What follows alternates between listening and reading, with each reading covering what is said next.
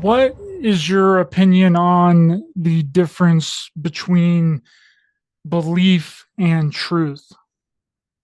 They're two very different things. They're two completely different things. Believing something, first of all, it is kind of a coincidence in my mind that the word lie is written in the word believe. It's right in the middle of it, right? Whereas to me, people that are truly looking for spiritual understanding and knowledge, they're looking for the gnosis. They're looking for the knowledge of whether something is true or not true. And you have your sort of subjective truth, right? Which is just anything that you can derive meaning from. And then there's the objective truth of factual reality, factual, accurate history, etc. Right? So truth to me is what are the facts of reality, and belief is something that you might have as a stand-in the meantime until you find the actual facts, right? So you might say, oh, I believe this or I believe that. When we say it, we actually mean, I'm not 100% sure about this, but I've seen a lot of indications that it might be true. Like when I hear people say, I believe it, that's usually what they mean. And I think that's a better use of the word. But when you think of a religious minded person, when they say believe, they're talking about the word faith, and they're talking about the idea that they believe something to be true to the level of actual objective truth. And I think that's a gross misunderstanding of the term. And I think there's a huge difference between belief. I mean, look at the world we live in. It's full of people with different beliefs. They can't all be true at the same time. There has to be an objective truth we can measure it off of to see what beliefs are true and what aren't, right? So that's how I look at it.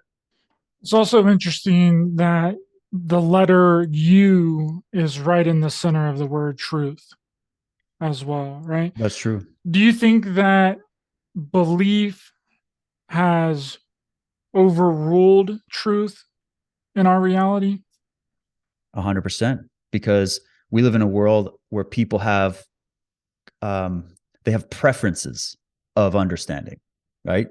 This is where we get into why I think we're so confused, everything's so backwards, and our whole civilization is unraveling right now, is that we disconnected ourselves from the pursuit of truth and instead signed on for various belief systems.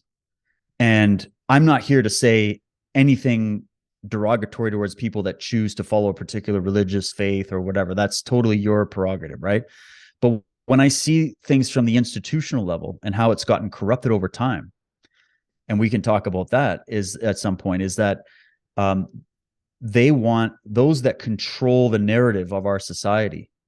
Religion is a huge, very important thing to them because they know how powerful that is over the human mind. So those are the first places. Those are the houses of light, and the original religious structures were co-opted to replace the pursuit of truth with beliefs that were already pre-written for people to just digest, listen to, and then believe.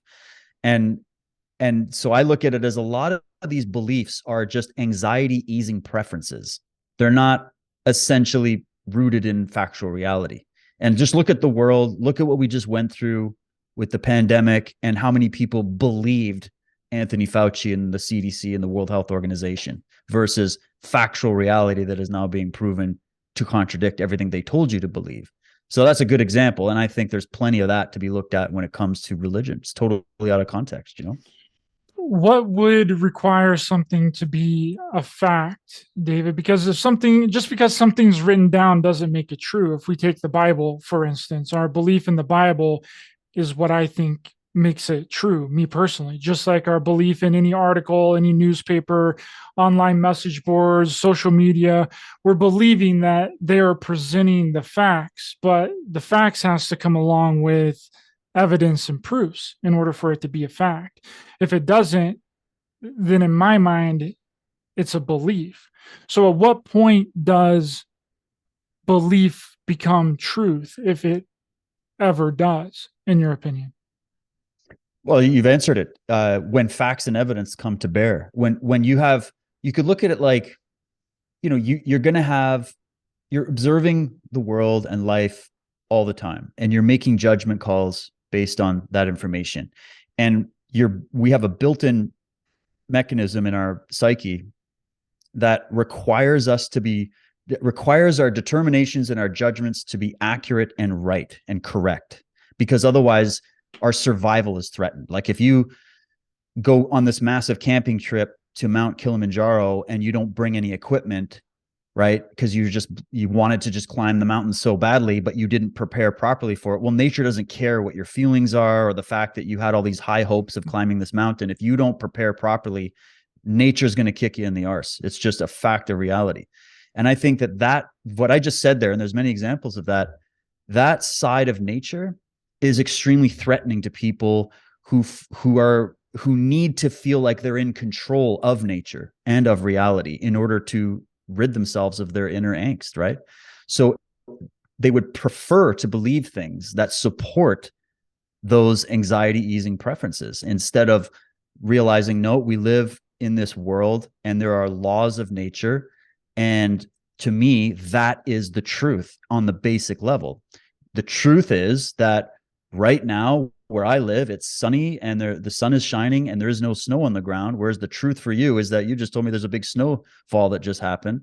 And so you can objectively verify that and go look at it and experience it. And that's a good place to start. And then from there, we can add to that. So what happens is that process is too painstaking. It's there's too much energy that goes into trying to find out, here's all these options, which one is true and which one isn't. And people would rather just go to what's simple, what appeals to them, and what's comfortable.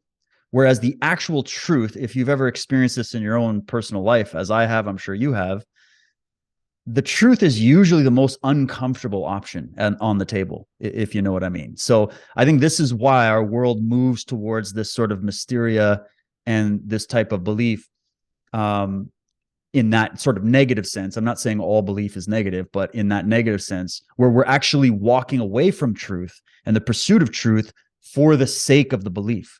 That's where the problem can come in. And so I'm hoping people would walk more in line with what those Bibles and all those scriptures told them, which was to seek the truth. And the fact that it's all right there, but it's been presented in a way where people are now told by these priests and by these institutions how to interpret those ancient texts. And therefore people aren't really learning how to discover the truth for themselves. They're seeking the higher authority to tell them what the truth is. And I think that's where we've gone wrong so many times, If it's a fact and you believe it, then that would be considered a truth, right? But if it's not a fact and you still believe it, does it become truth for No. you, I guess, is my question. No, it doesn't, because your belief in something can't change the facts of reality. So I could believe right now that it's snowing outside of my house too, just like it is for you, because I want to be in sync with you and share in that common experience so badly that I'm going to be like, no, Ryder, it's snowing right now. I believe it to be true because I want it to be true. Right. But so that's a belief. And then you could say, yeah, but do you have a picture you could show me? Like, is there actually snow on the ground? And if you came and saw me and saw there's no snow on the ground, you'd be like, okay, that was wrong. That was incorrect. Right. And so we can believe all the things we want to believe, but belief does not make something true. I mean, I think we're living in an age that definitely proves that out. Because when you look back through a lot of the things that's been perpetuated in this community, it seems like it stems from an unproven, unexisting evidence, right? Like the whole idea of screened memories, the whole idea of missing time, gray aliens. It all comes from one source with no backing, with no evidence, with no proof. And then that thought form gets perpetuated out into the public. And then before you know it, a lot of people start saying that they have screen memories, they have missing times, they're getting abducted by gray aliens.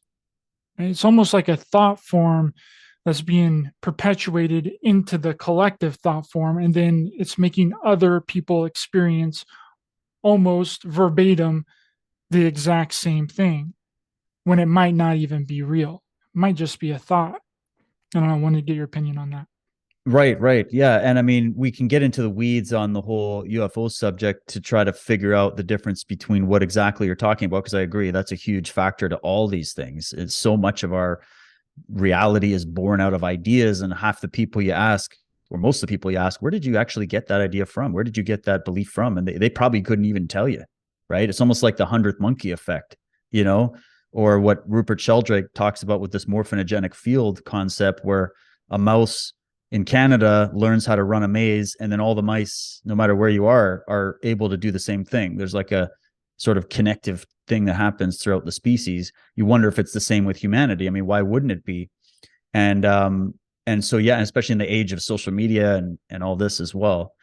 But that's not to say there aren't legitimate experiences that can be verified by objective scientific observers that can look at it and determine, is this just you following a trend and kind of making it up in your head because it's a thought form, as you said, or is there actual physical evidence for what you're talking about, right? And I would say that I think there's a bit of both there for sure, more so on the end of what you're saying. I still reserve a little 10% for the experiences that can be verified 100%. So you wonder, actually, that might be the origin of a lot of the myths that have lasted for thousands of years, is that once upon a time, they actually did have, they were based on legitimate, real experiences. They were just spoken about through the cultural narratives and the traditions of the people that were recounting those experiences. And then it's like the game of telephone.